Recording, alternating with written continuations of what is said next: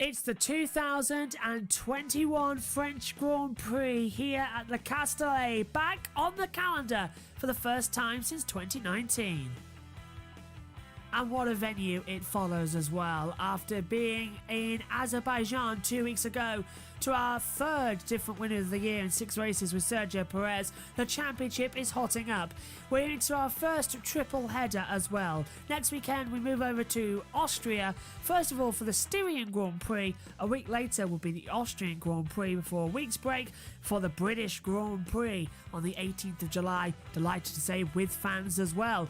Hungary on the first weekend in August, then a summer break before Belgium, before flying off again into a second triple header with the Netherlands and Italy before a break before Russia.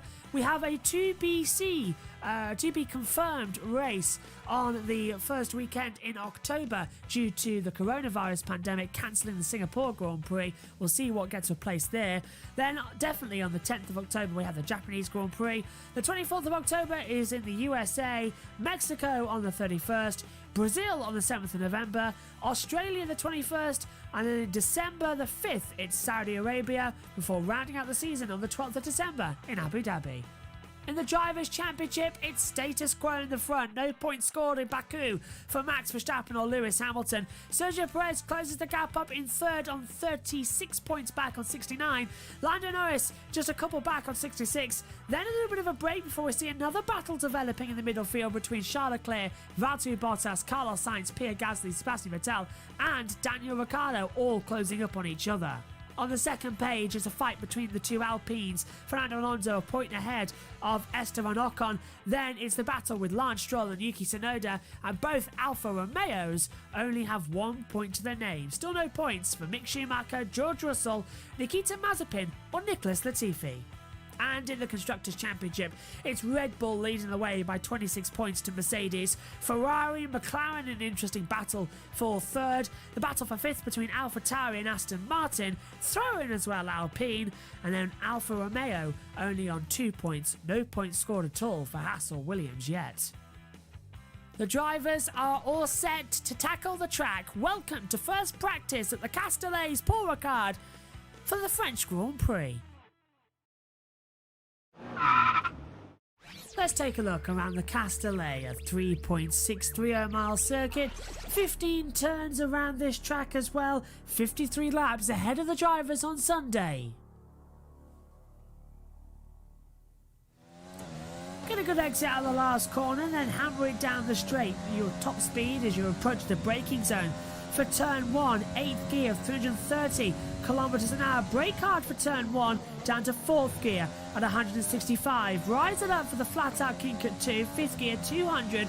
For into the braking zone for turn 3, a 4th gear corner at 165 kilometers. Brake that down once again as well. 2nd gear, just 95 kilometers an hour. Back it back up again as you round turn 5 and 6. Hold it in 4th gear at 155 kilometers. Turn 7 before the straight at 6th gear, 270. Open up the DRS and now flat out into the braking zone of 8 and 9. 3rd gear, 340 kilometers an hour. Back down to 3rd gear, 145. That averages back out again up to 105 at the exit in 3rd gear after braking mid-part way through, before you head down after the Mistral Straight toward Capsa at turn 10, flat out to the Signs corner now. 8th gear, 320 into the heavy braking zone, slightly for turn 11 and 12. Drop down while braking and turning as well, not easy. Down then all the way to 5th gear. Rise it back up for 13, 14 and 15 into a 7th gear, 290 kilometers an hour. Back down into 3rd. Rise it back up into 14 and 15. A tight little infield section that's the same on whatever layout you have. Then down the trickiest corner of the track. 2nd gear, 85 kilometers an hour. Accelerate out of the last corner. Boot it hard. And that's a lap of the 3.630 mile circuit of Le Castellet.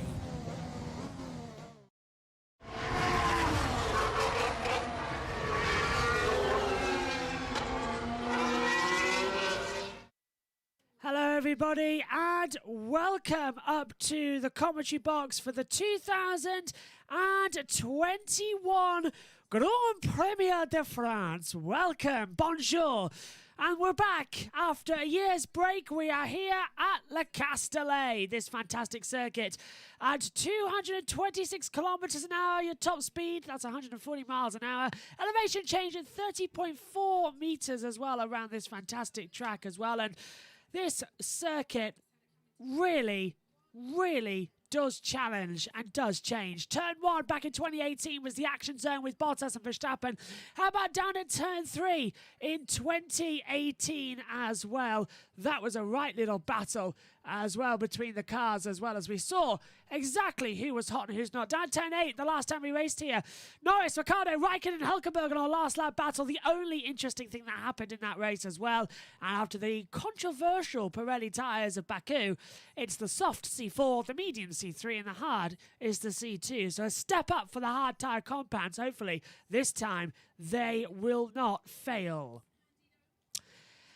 Are you ready, by the way, ladies and gentlemen, to close your eyes a little bit? Because even though track temperature is at 40 degrees, air temperature is at 25 degrees, the French Grand Prix here at Le Castellet's Paul Ricard circuit is both an interesting track, it's fun to drive, but it's an absolute nightmare to look at with the blue and red lines all the way around the circuit.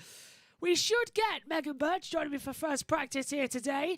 Either a massive migraine or a very interesting session. Good morning for your first free practice one of the year. Good morning. And you know what? I've got 3 things in my mind right now, maybe more of what that looks like. 1, a rubber, like an American one. Yes, yeah. An American field. Yes, yeah. And Colgate toothpaste. Yeah, I think Colgate toothpaste would probably be the more accurate one going into this one, don't you think, as well? But as the commentators on Sky F1 get ready as well, Rachel Brooks alongside Karun Chandok and Paul de Resta. Ian Birch is with us this weekend. He'll be with us in some of the sessions coming up, especially he'll be here for the race as well, but giving him a bit of a rest as well. Not completely recovered from what happened back in Baku, where he unfortunately missed the race, so Megan's going to be dragged in for the morning session. I'm very impressed, by the way, Megan. It's 10:28 coming up to the start of the session.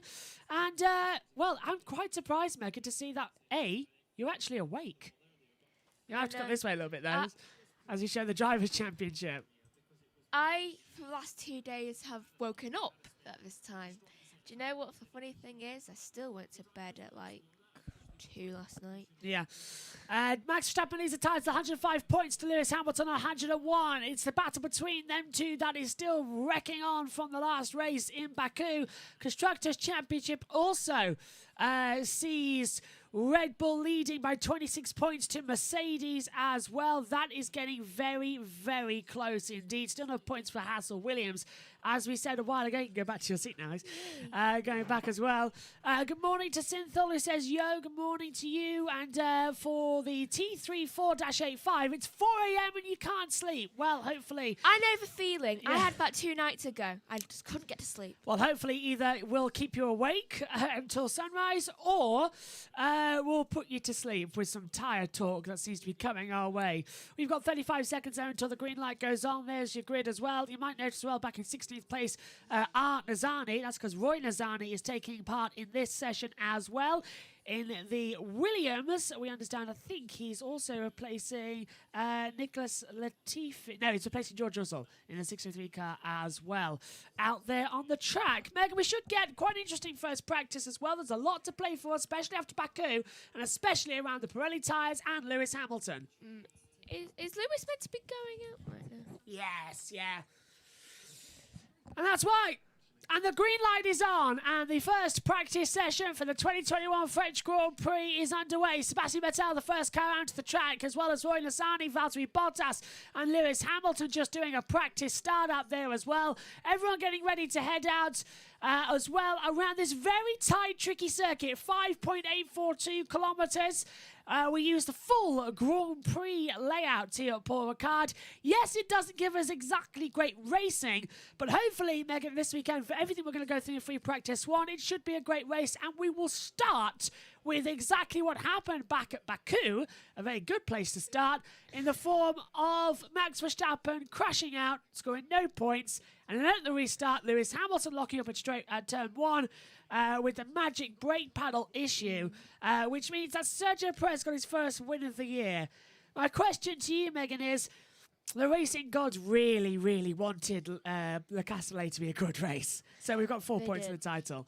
Who do you think is going to be strong this weekend, Hamilton or Verstappen? I get the feeling that Verstappen's just going to be very, like, wanting it to be there. And is that We've got a flag? yellow already, yeah. What's happened? We've got a yellow flag on the track at some part of the sector. We can't see just yet at the moment. It's first sector as well as we look at... oh, and it's Mick Schumacher, who is sideways and looks... Has he gone into the... Now, that's down at turn 4. So that's the first braking zone, turn 3 and 4. Kind of looks like he's damaged his car. It's just the design. Yeah, and it's a flat spot in the tyres, so it looks like the rears have locked and he's just headed straight backwards into the wall. He's okay, he's got going again. Green flag is back out, but he's flat spotted all 4 tyres. So that looks like what happened to Mazepin in Bahrain. He's gone in, hit the brakes, and the car's spun round, or he's gone for the accelerator and it's launched him round. Do you know what? I really hate Haas cars. They look so weird. It looks like a Sideman. Oh, that's weird. Under braking. Oh, he did. He's hit the front suspension as well. So he has hit the front suspension on the front right. Why does a car need handles? Not sure. But if you look here as well, yeah, so he's coming to the braking zone for turn number 4. And it's just sent him backwards. Very unusual. Esteban Ocon. Oh, hang on. This is Ocon. This is, yeah, so that's Esteban Ocon's race engineer telling him that I've just heard you've signed a new contract for another 3 years, so very much congratulations to you, and basically just get your head down. And Ocon and his engineer having a nice little chat as they head out to the track publicly on air. That's nice. So, yeah, Josh, his engineer, congratulating Esteban on a new contract that will last him at Alpine until 2024. We talked about this yesterday in the pre-show if you were joining us, that now that takes Ocon out of the running to replace Bottas at Mercedes, so it has strengthened the rumours that Russell will replace Bottas. We did, however, say, what if both drivers leave? It will probably be Russell alongside Gasly. But I can also see the fact that we've got another yellow on the track as well in Sector 3. I can also see the fact that, it's Yuki Tsunoda at the last corner. So at turn 15, Yuki has gone straight on, but he's got back on the track. So 2 yellows already. Green flag back out. I'll tell you what, they're making it drama-filled. You have to speak up a little bit because I couldn't hear you there. I'd tell you what, they're making it drama-filled. They are, and this is what happens. So he's coming into the last corner, turn 15. He puts on the accelerator and does a little 360, actually, does Yuki Tsunoda. And not exactly ideal at the moment, is it? But yeah, so, yeah, Ocon signing a new 4-year deal with Alpine that run into the end of 2024. That does look likely that it's taking him definitely out of the running to replace Hamilton. We understand that Hamilton might do 2022 and they might let Bottas go at the end of this year to be replaced by George Russell. They might. And I must say, I think Yuki Tsunoda's following Kylie Minogue's advice just a little bit too much on spinning around. Oh, you haven't lost anything, have you? First practice of the year that you... Well, first practice you've done of the year as well. And everything getting underway. Must say congratulations to Megan as well, who did a fantastic job when we were trackside last weekend at Snetterton. Megan was sat here in race control and managed to do everything perfectly with the streams as well, while I stood trackside and watched some touring cars go around. I am still paying for it, though. Look at the burns I've got on my hand as well, and on my arm, as you can see up there. I'm very much paying for it as well on both arms and my legs as well, so it's not exactly just done yet. I've got a lovely tan on my face, which is nice. Yeah. But yeah, going into this one then, we must talk as well as Leclerc goes fastest on a 1:37.374. Verstappen looking quick. Perez has now gone fast. He's actually on a 1:37.311. Why does one of the cars look like they have like spray painted green on? That is a very good point. And that, Megan, is the aero paint on the front of the cars that will help them determine what the aerodynamics are. So it'll get blown around. And is that Perez's car? Yeah, that's Verstappen there. We saw Perez go for just behind. But yeah, T34, I'm just have to say that as well, Terminator 34, has said that Verstappen will be stronger. Oh, Bottas has got damage. How? And Bottas has been offered down at turn 2, we understand. How has he got damage? And he has got some form of damage, so he's been brought back into the pit lane. So they have... Well, Valtteri Bottas and Lewis Hamilton have changed chassis back to the ones they used at Emilia-Romagna and Bahrain. So hopefully they'll be a bit more competitive this weekend. Mercedes were off the pace in Monaco and off the pace in Baku. Bottas never even got into the top 10 at Baku, I don't think. As well, it was Kimi Raikkonen who ended up in the points, wasn't it?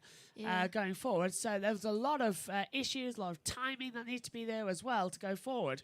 So hopefully they'll be back up into contention this weekend. I'm sure, Megan, this is what happened with Bottas down at turn 2. Takes too much entrance curve. Does he have a little spin round? No, he's gone straight over and over the rumble strips and has actually jumped up. So I think, Megan, it could be a damaged floor there, actually, for Bottas because it jumps so much. Do you think he'll even be able to get back out today? Damaged floor takes about an hour to repair. First practice only an hour. He won't. Maybe for FP2. This session. Keep your fingers crossed that they can repair that quite quickly. Maybe just a bit of gaffer tape to keep it in. Verstappen jumps to the top, 135.639, I think. Yeah, on the board. So let's talk about then the events of Baku, and we'll start with the tyres that have been a big factor. Lap 33 and lap 49, we saw punctures for Lance Stroll, first of all, on the rear left, and then Max Verstappen on the rear left. The race was red flagged to recover the car, and also Jonathan Wheatley, the technical delegate at Red Bull, went on the radio to Michael Masi and said, we had no warning that tyre was going to fail. We suggest a red flag so everyone can change. It was done. And I've just noticed something. Hamilton's been quicker in his sector times, and yet he is slower than Verstappen. Yeah, Verstappen's had a good third sector as well. Just quickly again, just back to Baku. Yeah, so the problem was as well is that we've had problems with the rear left tyres. Now, Aston Martin with Lance Stroll and Red Bull with Max Verstappen have both blamed Pirelli for the failures, saying it's unacceptable, especially Red Bull, because if Verstappen had gone into the side of the pit wall, that's 200 miles an hour into a hard concrete wall with the sharp edges. It would have been a very, very nasty accident as well, even life-threatening to go in that way sideways. So Pirelli have been taking quite a lot of hits from Aston Martin and Red Bull. Pirelli have originally said that it was debris that caused both punctures. How debris for Lance Stroll? There was no crash, I'm not sure. Believable for Verstappen, not for Stroll though. But then they've also yesterday they came out with saying that actually Pirelli have done the analysis and it is the factor, as we see off the turn 2, Kimi Raikkonen in the same response to Valtteri Bottas. Hopefully he hasn't damaged his floor. Only difference is he didn't go over the rumble thing. Did he? Sideways, but he didn't jump over, so it's a much more curved angle to go straight across, unlike Bottas, who ran over all 5 of them. Okay, so Pirelli then came back yesterday and said, we've done the analysis, and for what it looks like, the tyre pressures that you were running were too low. So Aston Martin and Red Bull say, no, they weren't. They were running in what you told us we could run. We didn't do anything. Pirelli said, no, it's your fault that the tyres punctured, not ours. So Pirelli have basically done see no evil, speak no evil, hear no evil, and said, no, our tyres are completely fine. Nobody has believed that at all. That there's nothing wrong with it, because as you suggested in the pre-show, they've had problems before. They've had a lot of issues before with it all as well, and especially back last year we had a lot of punctures. So they have given, are you ready, 18 pages front and back, so how very Ross from Friends, but 18 pages front and back of technical delegate notes of what you can and cannot do with the pressures of Pirelli. Now, I do not have that. However, I have this that was given to me by the FIA's documents. This is the data sheet that Pirelli give out coming into this weekend. It gives us what tyres they've got this weekend, what's the Q3 tyre, and down here we usually have the track map here, and that information gives you the tyre temperature storing, so what degrees you can store them up to. This weekend, however, that's been moved down to here, and right here we have the maximum ballast that we can use, which is the cold pressure cooling curves. Now, this now means, are you ready? Because I'm getting technical here, and I'm going to have to get my glasses because it's very small writing. Thanks, Megan. Over here. So, are you ready? Pirelli have given the information that the front left tyre for slicks must run at 21.0 psi, and the rear tyres must run at 21.5 psi. In Baku, they were at 23 psi front and back. So they've dropped them, but taking away the fact that Baku is a street circuit and Paul Ricard is hotter and an actual track, it actually balances out with the mathematics that they've increased the tyre pressures by about 4 psi. So these are going to be a lot more big, puffier tyres. And the reason is, I'm trying to think of a way to describe it, and I might actually take this sound card off of the radio mic here and show you. So imagine, if I drop it as well, imagine that is a Pirelli tyre. Now, the teams want them run around about here, where they've still got a little bit of squidge, and they can get the car's downforce to react, so it's harder contact on the road. There's more flat spots on the road, which gives you better grip. Pirelli have said, no, you can't do that. You have to have them up like that. So they are bunched to the maximum now for a rounder tyre, which gives them less grip on the floor, to give them less grip on the road as well, because there's less surface area connecting with the racetrack, and they're a lot harder to push as well, so they won't squidge. That should solve some of the wear and tear, because if you've got a puncture as well, or a delamination tyre, or tyres like that, it's going to shred a lot more quicker because there's less air going in it, so there's more rubber on the road, there's more delamination, a bit like we're seeing on the inside there of Esteban Ocon's car. So basically, Pirelli have pumped up the tyres by an extra 4 psi. They have restricted the amount of laps they can do. You can do no more than 25 laps on the C2. On the C2 tyres, you can do no more than 25 laps. On the C3, you can do no more than 18 laps. And on the C4, the soft tyre, you can do no more than 15 racing laps on that tyre. Oh, no one's going to want to go on the soft. Yeah, without having a problem. So that seems to be it. So that hopefully gives you a little bit of understanding of what Pirelli have done. To bump up the tyres. Yeah, just quickly as well. The minimum rear heat has been dropped as well. The fronts can have to be done at 20.5 psi. That's their cooking temperature. The rear at 21.0. And the camber limit. Now the camber limit is what I was on about. The camber limit as well, I think it's better to understand about this. So imagine that is a normal wheel, like you would have on the road. The camber is how much it's turned inwards towards the car or outwards. So do you want a pull or push tyre? Many of the teams don't like the fact of the push-out method, if I can get the camera right, because that creates more aero over the car and it unsettles the car. They prefer to tuck the wheels in as much as they can for front-end camber, as Mazepin gets a bit caught up there at the last corner. And Mazepin actually getting on the radio criticising about bad driving. I think he should be the last one after what he's been doing. And it was Pierre Gasly, actually, who held him up. And Gasly's had an error down at turn 2 as well, the same as everybody else. Maybe those rumble strips will be taken off. Okay, back to my point. So the front camber and the rear camber is how much you can turn the wheels inwards. They don't want to go outwards because, imagine blowing a fan on it, it doesn't work. Verstappen as well. Verstappen's off the track as well, down at turn 5 as well. He's got back on. So, now, on the front, the camber limit going in, if that's 0, it's at 2. So that's what they're running in Baku. Now it's at 2. So you can't. So that's more straight line speed, and once again, less contact patch as well, and it puts a more equal run on it across, because if I've got my tyre here. If you've got a curved part, it's just touching this area of the track constantly. With a 2% curve, it's hitting more the middle of the tyre. So it's using more of the road. Car off into the wall backwards. It's one of the Aston Martins. It's Sebastian Vettel. And he's gone in backwards down, I think, at the signs corner. Is he locked up? I think he's just turned into the signs corner and just lost it back as well. So he's gone all the way, actually, over the blue rumble strips and over the red high abrasives. So it's destroyed. Tyre marks don't make sense. Yeah, it's destroyed the soft tyres as well. This might be a red flag.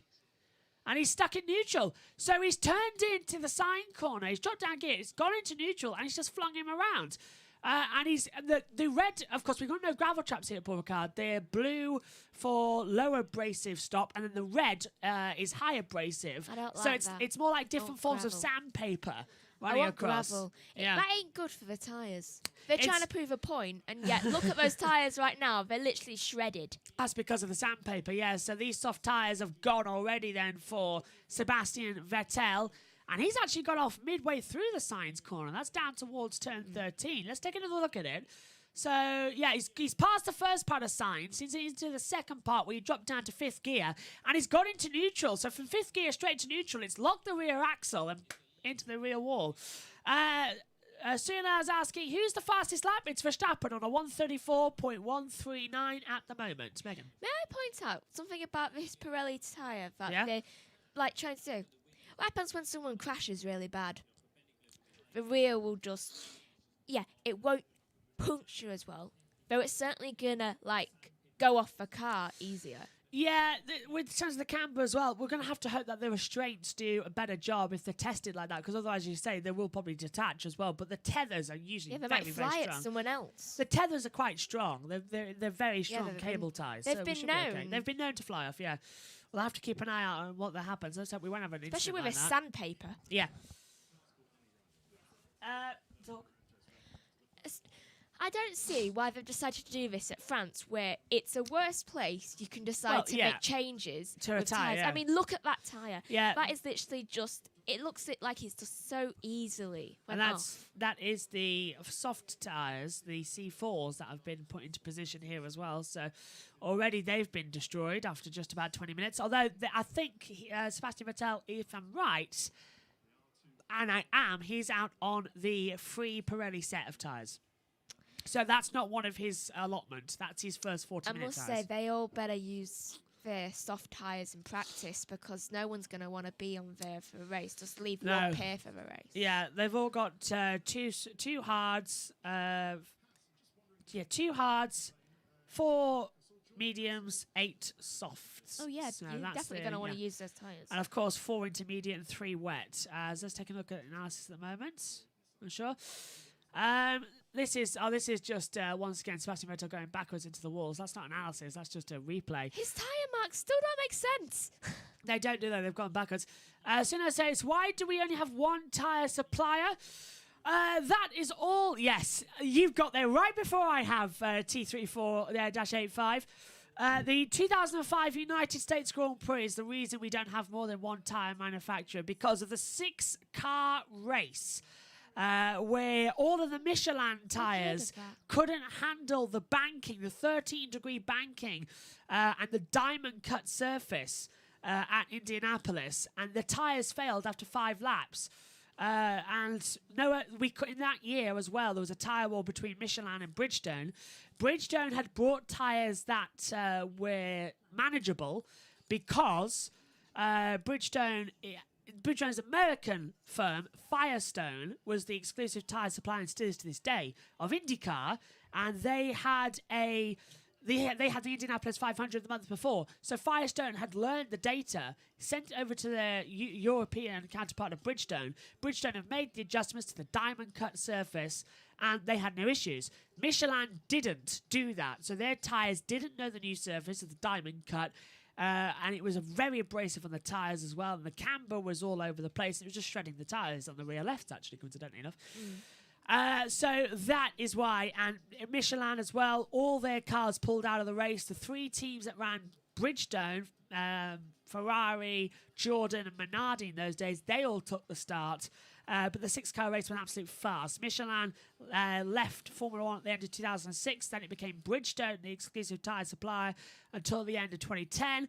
2011, it became Pirelli ever since. And since then, tyre wars have sort of been banned to stop things like that happening again. But Pirelli haven't really been giving us great tyres because originally the FIA asked, please give us tyres that would degrade so we'll have more pit stops and lining up the race. Okay, we've done that. Whoa, that's too much. Give us tyres that are a bit harder. 2012. Okay, here's the harder ones. Whoa, give us tyres back that degrade. 2013 Silverstone. Right. Yeah, 2013 Silverstone. Bang, bang, bang. Whoa, too much. So since 2014, we've had pretty consistent tyres until last year, where we've had more punctures than ever. And this year as well, just a problem with the rears. So, yeah, that's why. Pirelli, only one tyre supplier. But, yeah, going back to that as well, it's going to be interesting to keep an eye on what tyres are going to be like this weekend as well. We're in a circuit where really it should be okay compared to Baku. There's not a lot of... it's not an enclosed track. There's plenty of runoffs. So we shouldn't have too much debris. So it's going to be okay. But yeah, anybody, by the way, if you have never watched the 2005 United States Grand Prix, I suggest you do. It's available on Daily Motion and F1 TV as well. But I suggest you really do go and watch it. ITV did an amazing job that day of providing everything. And actually, it's not a great race, but in terms of F1 history, it's very important. And in terms of all the drama, it's very exciting to watch what was going on. I often rewatch it, actually. It's one of... I like that race as well, just because of the drama. And from a broadcaster's point of view. I'm going to have to watch it, because when that race was broadcasted, I was like less than a year old then. It was June. I was 2 months old. Could have been July, actually. Give me a sec. I'll have a quick look. But yes, do go back and watch back as well, the 2005 United States Grand Prix. Actually, I might not have even been 2 months old because I was born at the end of a month. April. I'll tell you what, it was the 19th of June 2005. I thought it was coming up to the anniversary of 16 years. And it was Saturday where they noticed everything. And so that I was a month today, and 19 days old. Yeah. So it was the Saturday they noticed everything as well. So that would have been today. So it was 16 years ago this weekend. There was the 2005 United States Grand Prix. 16 years later, different tyre supplier was still talking about punctures. Megan. Yeah, I think it's very clear that F1 don't have the greatest thing. Oh, hold on, Mercedes. And this... Oh, hello. This is from FIA Mercedes. So...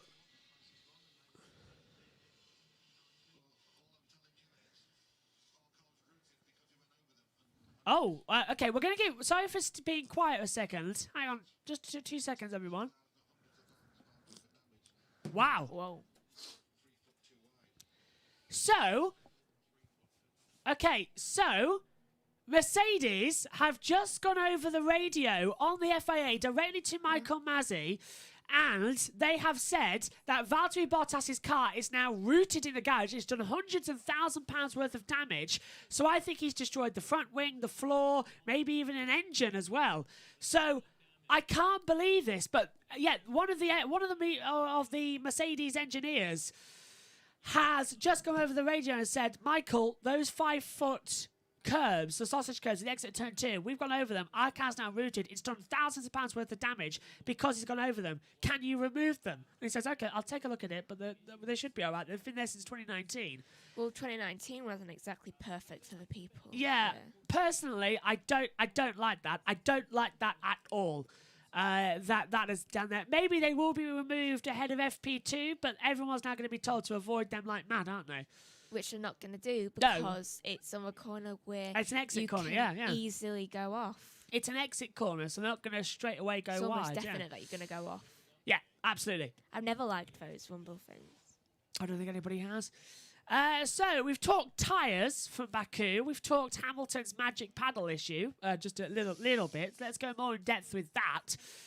With the fact that at the restart of the race, the magic button, which forces all of the brake bias quite quickly to the front 2 tyres, it went there accidentally, and it was stuck on at turn 1, so he locked up because he'd never had any rear brakes. And it was a very unusual mistake. Lewis says in the press conference, I don't see it as a mistake. It was a mistake. And as well, that explains why his tyres were smoking so much on the grid, because he had all the brake bias in the front, and it heats up the brake discs, it heats up the tyre tubs as well. And it was that's why they were overheating. So he had no brakes at all into turn 1. It was a miracle he actually managed to stop at all. So that explains that. And if Perez hadn't, Martin Brundle made a great suggestion as well. If Perez hadn't made a bad start and had got ahead of Hamilton and closed him off into turn 1, when Hamilton braked, he would have taken off Perez. So good thing Perez got a bad start. Yes, weird that. But one person who isn't like that is Sebastian Vettel, who, if that had happened, would have won his first race in Singapore 2019 and his first race for Aston Martin. So that was a little bit of a kick in the teeth. But a great podium and a great race last time out as well.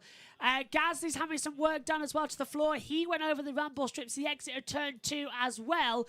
So did Kimi Raikkonen, actually. Raikkonen, I think, is in the pit lane, yeah. We've only got Verstappen, Perez, Hamilton, Alonso, Ocon, Mazepin and Schumacher out on the track. Everybody else is back in the pit lane. Roy Lozani is in there too. Here he is, the 45, the Israeli driver, just at the back there. No Formula 2 for him this weekend as well. And Sunil says, let's talk about Russell or Bottas. Good conversation coming up there. Let us know your opinion too in the group chat. Russell or Bottas. Let's talk actually more about Valtteri Bottas's poor performance in Baku.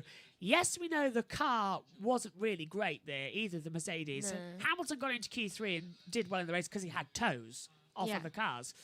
But Bottas was struggling, qualified top 10, didn't he? Just got in as well, back out there as well. It was not great at all. Dropped to 13th in the race, no points at all. The first time in 55 races since Austria 2018 that Mercedes failed to score points. Was that when they both took each other off? No, that's when they both had mechanical issues to stop out. I remember that race as well because I was commentating at Nana's house actually for that one. Oh, yeah, That was her birthday, 1st of July 2018, yeah. So that was I'll tell you what, it was hot and sweaty in that commentary box because it was upstairs. It was in the spare room. I put the commentary upstairs in the spare room, and no air in there at all. I had a television, an iPad, and a bus mixer and a headset. And it's a storage room as well. Yeah, so it was hot. But I would not have been able to do that race if it wasn't on for Channel 4. If it wasn't on Channel 4 that day, I wouldn't have been able to do it. But yeah, so I managed to get it done. It was quite fun. But going on. So yeah, on to that. There has been a lot of rumours going around that Bottas will be replaced by George Russell, whether that's mid-season or 2021. What's your opinion on that? I'm okay with it. I think maybe Bottas needs to maybe choose a different team, and I'm more interested in what happens here. Okay. Synthor says, so far it seems to be a Red Bull track. Do you think Merck will be closer or even faster than Red Bull later on? I don't think. No, I think this is going to actually be a pretty even Stevens track between Red Bull and Mercedes, and I think Red Bull are going to bring all their A game to this party because now they've got Verstappen and Perez race winners this year. They're a lot stronger. I don't think Bottas is going to turn up, and I think it's going to be Hamilton defending Mercedes alone. So I think Red Bull might be on top. T34 says it's Valtteri Bottas for him over George Russell. It says Bottas and Hamilton had different wing structure. Yes.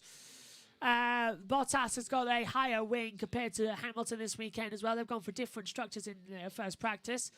Synthol says, I mean, it would be weird if Bottas would stay at Merck, in my opinion.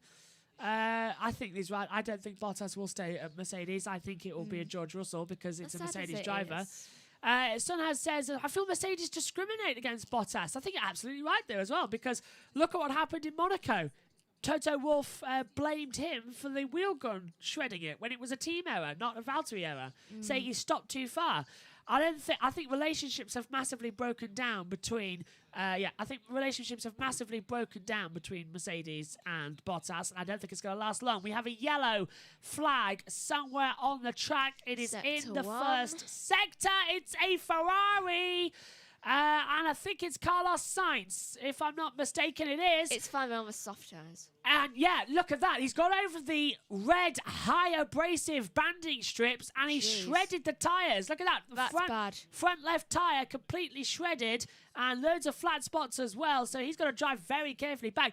And if you go off in the race and go on those abrasives, it's going to destroy your race because you're going to be basically having a puncture. This is why I like gravel. Yeah, well, gravel means you would have been out of the session, but yeah, not great at all. We've gone green. It would have been better on the track. Yeah. He won't be using up his tyres for no reason. Yeah. So, yeah, you're right. Mercedes do discriminate against Bottas as well. T34 says Heath agrees. He says the same. Cynthia says, I think someone should replace Bottas in the case, of course, Russell. Yep, I think Russell will replace Bottas, just as Bottas goes top of the board on a 133.448. Let's go. Why had damage? Yeah, that's a good point. So Why are you out? yeah, so that must have been slightly exaggerated from the Mercedes It can't be era. hundreds Yeah. of thousands of pounds of damage and be there. Carlos Sainz say I lost the car. I'll have to box. The tyres are gone. You can clearly see it comes down the Mistral straight. Carlos, it's not a race. You don't have to apologise. Let's take another look then. Down at turn 1 and 2. So nails turn 1 and loses in the apex of turn 2. Exactly the same as everyone's been doing. So turn 2 is actually a crunch point this weekend, it seems. So back to the chat. Suraz saying they blame Bottas for a bad pit stop when he really didn't do anything, but don't blame Hamilton for literally pushing a button he shouldn't have. True. Yeah, it was that the meme of Gordon Ramsay with Toto as Gordon Ramsay hugging the Hamilton cat and saying, oh dear, gorgeous. Oh, yeah, I like that. Yeah, and then a quick picture of Bottas in the pit stop failing and What Toto the- going, yeah, you bleeping donkey. It's honestly so blatantly obvious at Mercedes. I think it's horrible. I really do.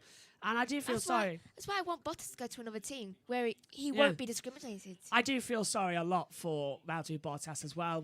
And as well, we know that George probably will replace him as well. Yeah, because they favour Hamilton just Yeah. because he has equalled Michael on. They want to get into Yes. 8, really. Yeah. And they're going to do everything he can to get to 8 and get another 8th constructors title as well. They're just going to do anything he wants. Oh! And that is gone down right to the canvas as Carlos Sainz comes to a stop. So those high abrasive red patches do their job. But it's very much sandpaper on skin. It's going to degrade Yeah. quite a lot. Or sun on skin. Sun on skin, yeah, in my case as well. Look at that, burns as well everywhere, yeah. There's a reason I have to wear short shirts at the moment and T-shirts. And as well as shorts as well. Going back to the group chat as well, Cynthia says, well, so far ended now as Lewis goes top. Well, Bottas just gone top, so that must be a few minutes ago. Cynthia says, oh, those tyres are dead. Yeah, that's on Carlos Sainz's. T34-85, Valtteri was only 2 centimetres off the marks. That could have not caused that much of a problem. It didn't at all. The reason was the problem was the wheel gun just shredded the tyre as well. It just shredded the nuts. Yeah. So it was not his fault at all. It was a gun issue, as we understood. Synthol says, well, he kind of does need to apologise. He just completely ruined a set of softs. He has 8 of them, it's fine. And he's probably using the free one from Pirelli Yeah, anyway. I think he was because we're still within that 40-minute time zone. With 20 minutes to go, you have to use your own tyres. So I think we're still in the free set of softs you get from running an FP1. Synthol also says, I still can't believe Lewis said it wasn't a mistake because he pressed that button by accident. Like if someone crashes, it's not on purpose either, so it's not a mistake, right? No, he says. Yeah, it was a mistake. Yeah. It was a mistake that Lewis made. It's just like, oh, I didn't make a mistake. Then why the hell's the button being pressed? I think Lewis taking a little thing from Michael Schumacher there. David Coulthard once said as well. David Coulthard actually said to Michael Schumacher after Spa 98 when Schumacher ran into the back of DC in the rain. He went to see him as well after the next weekend. But the next race, Bernie locked Michael and David in his motorhome and said, don't come out until you sorted it out because Michael went to punch DC in Spa in the pit lane. I've shown you that clip before. And David asked Michael, do you ever make a mistake? Do you ever acknowledge that you've made a mistake? And he says, apparently David says, Michael sat there, thought for a minute, literally a minute, and then he went, no, I've never made a mistake. And that was the arrogance level of Michael Schumacher. He'd never made a mistake in his life. And I think Lewis has taken that as well to heart, saying, yeah, His son isn't that way. No, Mick always admits his mistake. But yeah, honestly, I think Lewis has taken Michael Schumacher's I do no wrong stance. And it's a bit of a big middle finger to the team, really, isn't it? Even Lewis even suggested something in the pen in Baku, saying it must have been the team's error in some way. How's that winning and losing as a team? It's like two children arguing over something. I tell you what, I'm glad Ian Birch is in the commentary box. He might be on his way there because I'm sure he'll have a defence against Hamilton rising up. He's probably watching right now, so hello, Dad, and I'm sure you'll have something to say when we get back in later as well. But on to this as well. Yeah, it was a mistake that Hamilton made as well. Synthel also says, like Mercedes purposely ruining the strategy in Monaco. No. Well, a couple of years ago. Yeah, a couple of years ago when they stop under the virtual safety car and turn to a safety car. Weird. T34 says, just made a little theory. Valtteri knows he's on his way out of Mercedes. He might be deliberately taking it slow in an attempt to sabotage Mercedes' title challenge. Ooh. I suppose that is quite a good revenge. Oh,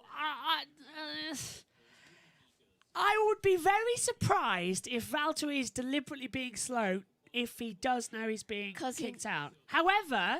He's got the pace. Yeah. However, I could see that might be a possibility. I would do it. Yeah, yeah. But then again, you run the risk of not getting a seat anywhere else in Formula 1 if you look like a slow driver. If you're driving for another seat, you'll go full throttle. If you have a history. Yeah. I would say Valtteri... Latifi keeps getting seats in Williams. I would agree that Valtteri knows he's on the way out of Mercedes. I'm sceptical over whether he's being slow deliberately. I reckon he just wants to ruin the Constructors' Championship. Megan's of that opinion. I'm going to give him the benefit of doubt there as well. Synthel says, well, not really that I don't think he's going to be that number 2 driver he was. Like, look at Spain where he didn't just let Lewis pass that easily. That's a good point as well. He held it back a lot and actually made Lewis fight for the overtake. So that's also trying to stop the championship thing. Yeah. T34 agrees and also goes on to say he doesn't want to be Hamilton's slave anymore. Sunaz says, who's the new driver? And I presume you mean at Williams, as T34 has jumped in saying, Roy Nizani, Williams test and development driver. Yes, the young Formula 2 Israeli driver, Roy Nizani, who's actually quite good when he gets a chance of it as well. But at the moment, backfield this year. I reckon he'll be quite good. I mean, we could always bring him into the field. I'd actually be pretty curious on how he does. I think if anyone leaves. Another year in Formula 2, I reckon. There's a lot more F2 talent I would bring in straight away. Jack Aitken, for one, I would bring in to Williams. Oh, I like Aitken. I really do like Jack Aitken as well. I reckon he should have been put in more than Mazepin. Yeah. No offence to Mazepin, it's just he was a bit better at driving. I would bring in Jack Aitken. I would also try and coax Nick de Vries back as Verstappen over the rumble curbs as well at turn 12 at the exit and just jumping a bit. He's lost that lap time as well after being faster in that first sector. How many drivers do you think... You have to speak up. In the next 2 years, how many drivers do you think will retire from this? Because I reckon there'll be at least one retirement. There's always at least one. Hamilton, as Verstappen purposely backs out of this lap time massively. He's 3 seconds he lost at the line, so he just backed off massively, yeah. I think either Hamilton or... I think Hamilton's the more likely. Because I don't see Alonso going anytime soon. And Raikkonen, I'm pretty sure he wants to do this sport until he dies. Raikkonen will not leave Formula 1 as well. He'll do this on his deathbed one day. Yeah. This is it. Raikkonen probably won't ever leave Formula 1 as well. That's the nice thing. Kimi, do you think you've had enough? No, I'm 82. I'm still fine. There was a wonderful image a couple of days ago as well of Formula 1 drivers looking older, with that filter. And I'm laughing my head off as well because it showed every driver old apart from Fernando Alonso and Kimi Raikkonen, the only 2 drivers over 40 in Formula 1. And they just look exactly the same. Alonso, I thought, looked old when he left Formula 1. Then he lost a lot of weight, put some muscle on, and he looks young again, well, he started to do things for himself. I mean, he went to a supermarket. Yeah, and what was it, 4th place in Baku? I can't quite remember. I mean, we have got the race results here, so if Megan scooches over just a second, I want to say 6th.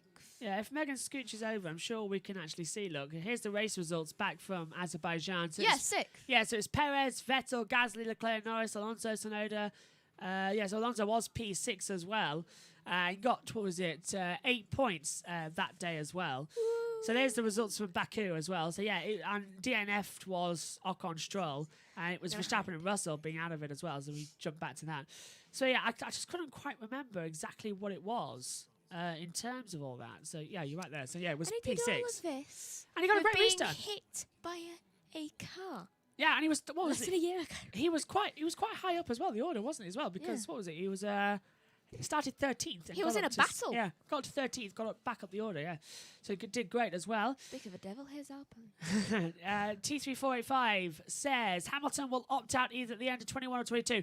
I think the end of 22. Yeah, he tested those new 18-inch tyres a week after, the day after actually the race at Imola, and he says I really like these tyres. I really like the look of them. So I think he wants to see the year of the new regulations. I think he might equal Schumacher. I'm going to change my words here. He might better Schumacher and get 8 world titles. Then next year, I think Red Bull will be bang on. Yeah. But this year is so hard to tell. I mean, we've got Red Bull leading both championships. Verstappen leading the championship by 4 points to Lewis. Red Bull leading by 26 points to Mercedes. It's impossible. I mean, I want Lewis to, better Michael because someone's got to do it someday, and it looks like Lewis is the man to do it right now. So absolutely, yeah. I'll tell you one thing as well, just because Yeah. I would like to be commentating if that happens on YouTube to all you wonderful people watching. I'd like to have that on YouTube forever. Our commentary on Lewis Hamilton being an 8-time champion.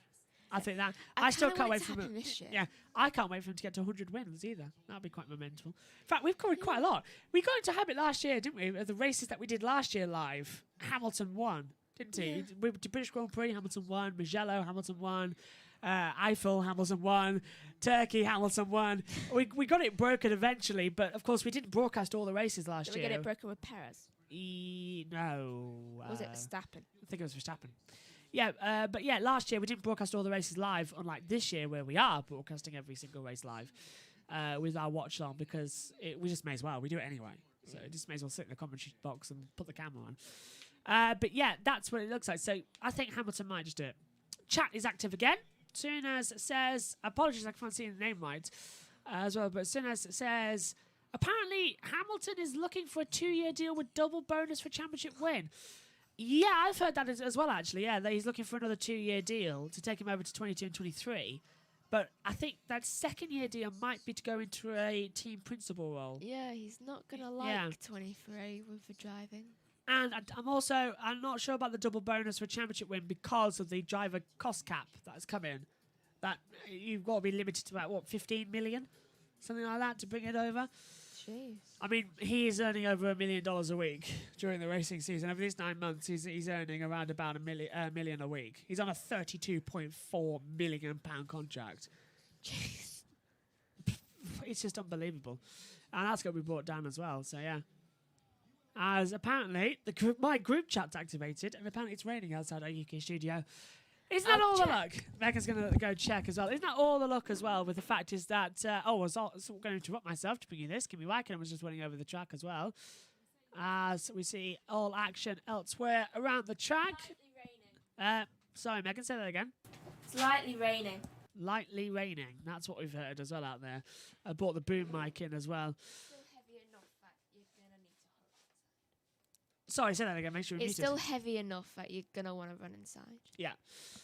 And yeah, T3485 says interesting as well to that as well. I find that very interesting. Let's see what Hamilton will be bringing into this one. So we've got 15 minutes to go. This first practice session's flown by, actually, hasn't it? It's been quite quick. I thought we had half an hour. I thought we had right about half an hour left as well. So yeah, only 15 minutes. Okay. And it's Bottas on top, surprisingly, because we were talking so much this morning about him not being aware. You probably heard us just like, I'm going to show them. Well, we've often seen this, haven't we? That Bottas can be quite quick in the first couple of practice sessions, but then just drops away in the race. This is mainly, I think, a crunch weekend for Bottas. He has to turn up here. Yeah, they're interesting for a person with hundreds and hundreds of pounds worth of damage to their car. Hundreds of thousands, wasn't it? He said as well. I was expecting front wing done, floor done, engine ripped, a bit like we saw with Russell back at Baku last year. He doesn't look damaged. No, it looks fine. I think it was literally just a front wing damage and a little bit of an end plate change. That's, I think, that's all they've done. From what we were hearing and what we saw, I was expecting a lot more damage. Come off. Yeah. Raikkonen has been told to go to 8th gear through turn 10, so instead of holding it down in 7th, accelerate up to 8th gear as well. This is Sergio Perez with the rear wing, and that's something we haven't talked about this weekend. Have we got enough time in the first session? This is the first weekend in Formula One where the rear wing, the flexi wings, or the limbo wing, have been banned. So all the teams, apart from Mercedes, McLaren, and Aston Martin, we understand, have not been using that anyway this year. But every other teams have had to strengthen their rear wings so they won't move and won't flex under acceleration and the downforce pressure on the back straightaway. So we are yet to see what benefit or deficit that's going to have to Red Bull, because we thought that was their party piece. Like last year, Mercedes had DAS. And I must admit as well, Mercedes, the FIA last year, Mercedes have DAS. Oh, you naughty boy, you can have that to the end of the season though, but then it's banned. Red Bull with a slightly flexing wing, bang, bang, bang. How dare you get that off your car immediately? It's dangerous. How stupid are the FIA, honestly? It's like they don't even want competition. They're just like, oh, Mercedes have done that. Fine, let it pass. It's like Mercedes could burn down another garage, and I think they'll just be like, oh, it's probably just an accident. Did your car catch fire? Oh, dear. Oh, darling. Oh, dear. Red Bull, you've got that on. You donkey! It's just awful, Red honestly, Bull, yeah. Our car crashed, and we need a new tyre. Go sit on the stairs. That's what they did. They sent Max Verstappen on the stairs, didn't they? The medical centre. That's where he was at the start of the race. But honestly, yeah, I don't know. The FIA is a bit mysterious with all that, aren't they, at the moment? But, yeah, so we'll find out more in free practice 2 this afternoon exactly what these rear wings are going to do when we see the race runs as well. So we'll hold on to that. But, yeah, it doesn't look like it's got much pressure, as this is Nikita Mazepin holding up and blocking Sebastian Vettel. So despite the fact Mazepin was actually criticising bad driving earlier, it's now Mazepin deliberately blocking Sebastian Vettel. Vettel was on a fast lap. Mazepin wasn't. Mazepin, you donkey. Honestly, can't believe him half the time. That he's even, and he's got penalty points on his license as well, so that's no surprise. 3 at the moment. I don't understand how Lando has more. Yeah, and also there was a little bit of thing on the last lap between Nikita Mazepin and Mick Schumacher, where going down that long back straightaway at Baku, Mick went for the move on the inside, and down a 200 miles an hour straight, where there's already been tyre blowouts and accidents, Mazepin chopped him off and almost caused them both to crash. What's rule 1? Yeah, don't hit your teammate. Mick came over the radio saying, what on earth is he doing? Is he trying to kill me? What is he doing? Why are you letting me get away with this? Mazepin was going, ha ha ha, don't think that's going to let him past, laughing down the radio. And then he's come into the press conference and said to Mazepin, I don't think the team boss minded. Both cars returned all right. Mick shouldn't expect to have it easy against me. So yeah, Mazepin being a bit of a diva, I think the word to say is, to everybody. And so he say Mick shouldn't think Mick should have gone for a move, yeah. I don't think he really thinks that you're not an easy target. I mean, he comes from a family of racers, and his dad holds a 7 World Championship title, and he's an extremely good driver. It's dangerous driving is what Nikita's doing. I'll be very surprised if at some point this year Mazepin doesn't get a race ban for everything he's doing. I'd be very, very, very surprised. I think out of everyone, if someone was to leave this year, it'll be Mazepin, because I think he'll be kicked out. Yeah, I think he'll be banned. Yeah. Synthol saying, God, if it can't be a race weekend without Mazepin doing something wrong. Yep. Yeah. Absolutely agree with you there. Let's go back as well. Can't see. Okay, I've got it here from T3485. Lewis may be paid a lot, but from 2015 to 2018, Alonso was paid roughly $40 million a year. I forgot about that. You're absolutely right there. Or more. Yeah, you're right. I don't get why they are banging flexi rear wings when Mercedes front wings bend so much. Yeah, we spotted that back in Monaco, didn't we? Before Red Bull. I think they secretly must have added something. Yeah. The Mercedes front wing flexing so much, but they haven't been banned. The rear wings have been banned, not the front. Suna is saying F1 will be so much better without all these politics. Completely agree with you, but that's unfortunately the name of the game most of the time. Excuse me. The FIA famous Mercedes, says T3485. Agrees. Synthol says, we already read that. And T34 agreeing. And Synthol saying, top 4 expect Bottas out in the softs. Yep. Oh, Bottas gone on hards at the moment, apparently. Do you know what I find? Top 4?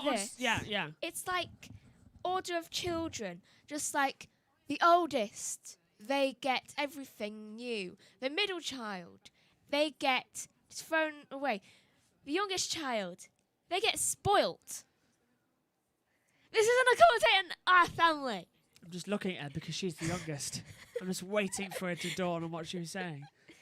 Yeah, I'm talking in teams, not in real life. We both get everything. Okay, good point. I always shared everything with you. You didn't really have much of a choice. No. I mean, I can still see your kitchen over there, I think, which we used, I used as a TARDIS. Yeah.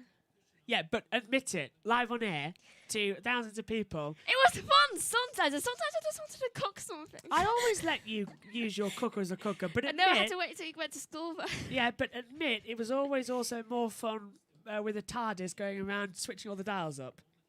Admit that was more fun. I admit it was fun. Thank you. That's all I want to know. Back to the action out on the circuit. It always used to end up tipping over.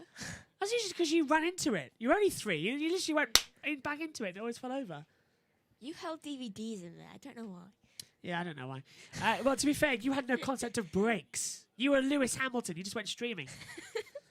You had no... I still don't have concept of brakes. As a 3-year-old, you had no concept of stopping and braking. You just went straight until something hit you. I'm not even kidding either as well. There's literally footage of you on a push scooter going straight down towards the front door and just not stopping and hitting the front door. Why do you think the front door, the old one, had such a great big crack in it?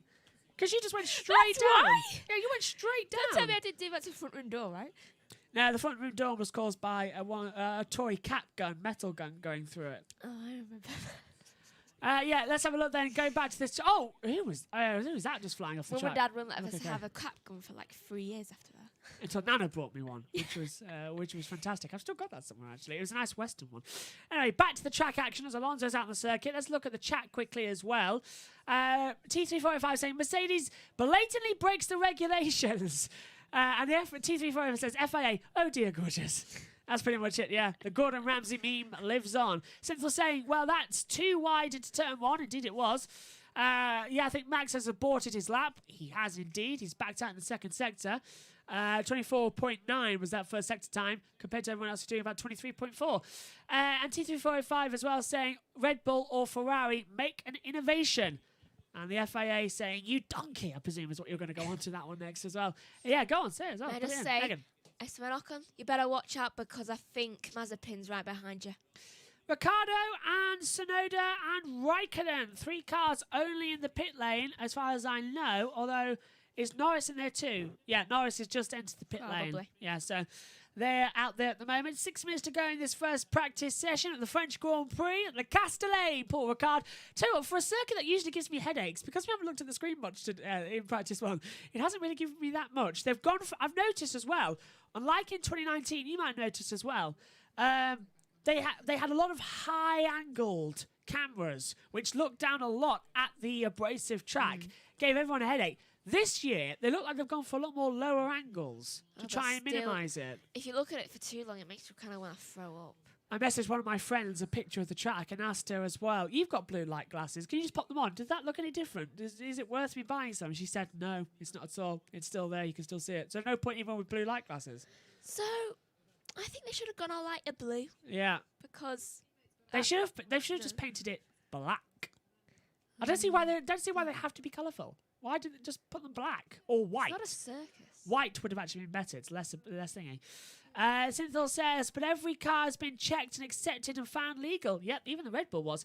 But it's the change that this weekend as well that it has changed the legality. So if you have a flexi rear wing now, you are going to be black flagged and kicked out. So they've got to strengthen the rear wings. That's why we've had 2 weeks between back here in France and everything. Yeah.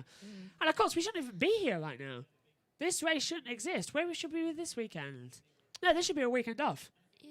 Yeah, because next weekend it should be Actually, we should be in Turkey now, shouldn't we? That's it. This weekend should have been the Turkish Grand Prix or the Canadian Grand Prix the weekend before, but it all got cancelled. That's why I was at Snetterton as well, which was nice.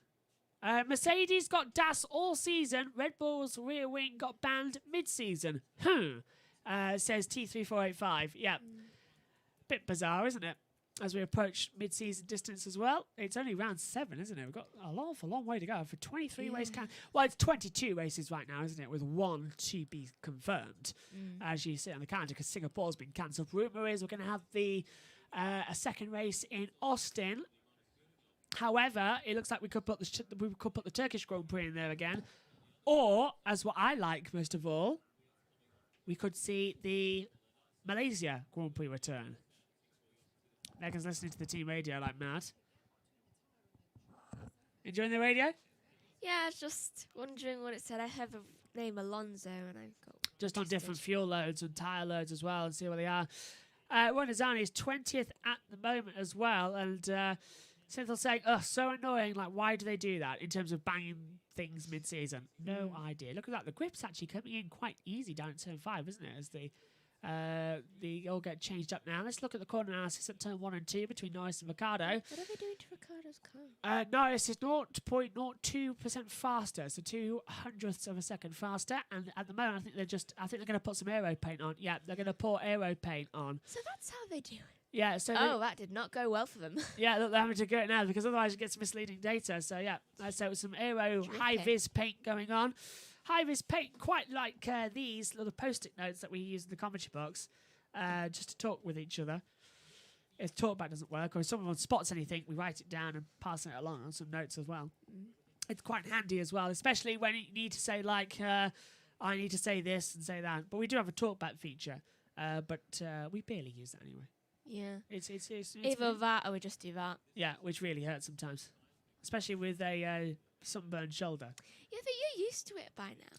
Yeah, but not the sunburn. My neck is also bad as well. Basically, I've come back from Snetterton. Well done, by the way, and thank you if you joined us at the 3 races at Snetterton as well. Over 2,000 viewers in the first race. I think we combined it at over 3,500 viewers combined over the 2 days there. So thank you all very, very much for that. It was a lot of fun. Being at Snetterton trackside. Apologies that my mic wasn't exactly loud enough out there, but hopefully you could do something about that. It was just, we used Snetterton as a test event to see if it was possible to go out to other racing circuits and get it done. I think the worst of your sunburn is there. Yeah, the worst of my sunburn is definitely this arm. Because you were holding up your mic. The mic and everything, yeah.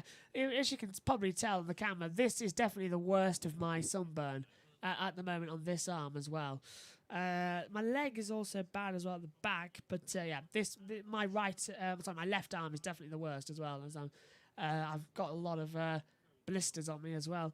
Let's go back. Cynthia says, well, for the final minutes, everyone on track except for Ricardo. Well, he's gone back out there, so he's just heading back out. He's putting aero paint on. And Giovinazzi's just come into the pit lane as Verstappen's gone for turn 2. Does aero paint dry quickly? Because yes. Good, because you don't want it going over Verstappen. Verstappen saying he couldn't make those bollards. He did try, but he just couldn't make them. He was at a wrong angle to do so. So I'm sure the FIA will be leaning on that. They don't need to do anything. He did try to make the bollards. And he did say, I couldn't do it. Oh, there's the Aston Martin safety car. And this is track limits down at turn 1 and 2. And this is what we haven't talked about yet because it hasn't come up yet. But turn 1 and 2... That would look much better. Yeah, turn 1 and 2 track limits is any driver who fails to negotiate turn 2 by using the track and who passes complete to the right of the fluorescent yellow board on the apex of the corner must keep to the right of the fluorescent yellow bollard and rejoin the track by driving through the 2 arrays of blocks in the runoff by passing to the right of the first and left to the second as well. So there's down here, look, this is the race director's notes. There's the track limits and what they've given and what we have to negotiate up here in the commentary box. Everyone's out now on track. Yeah, in the last 56 seconds as well. But yeah, so track limits this weekend at turn 1 and 2, turns 3 and 5, and turns 8 and 9. They are the track limits this weekend, and they're quite fast chicane corners as well. So that could be quite an interesting one. And Synthel saying, lol, if the FIA are going to punish Max for that. I don't think they will. It's a practice session. It's mainly in the race as well, isn't it, that they'll punish you in qualifying. They should be fine for practice as well. He tried. He did try. Yeah, and he did say to them, like, I just couldn't make it. So he gave an explanation to them. He didn't just leave it like most drivers would. He actually went and told them, just like, I'm sorry, I couldn't make it. That should be fine. In my opinion, that should be absolutely fine. Checker flag is out in 10 seconds time here at the French Grand Prix at Le Castellet Paul Ricard. A very quick first practice session, actually. All of running as the flag comes out, the session is over. And then, surprisingly, it's Valtteri Bottas who's set the fastest time, proving that he has got some pace at least. 1:33.448 from Hamilton, Verstappen, Perez, Ocon, the top 5 as cars come across the line now to end this session and take the checkered flag. Megan, who surprised you most of all in this first session? Bottas. Yeah, I think that's pretty an easy one there, isn't it? It's definitely Bottas who has surprised everybody. Get used to seeing Megan a lot this weekend, by the way, as well. She'll be joining me in the commentary box for the Formula E and the MotoGP. Edward Hunter's not with us this weekend. He's in Scotland, so I hope you're having a nice time, Ed. So he won't be joining us for the Formula E. So Megan will be stepping in tomorrow evening and Sunday evening as well. So sorry about that. Oh, you got a bit of sunburn there, actually, I've just noticed. Uh-huh. Yeah. Oh, I haven't been outside. It's you. You just get burned by anything. True. Yeah. Let's have a look at this as well. The Checo flag. I like that one. I'm going to steal that. I hope that you don't mind.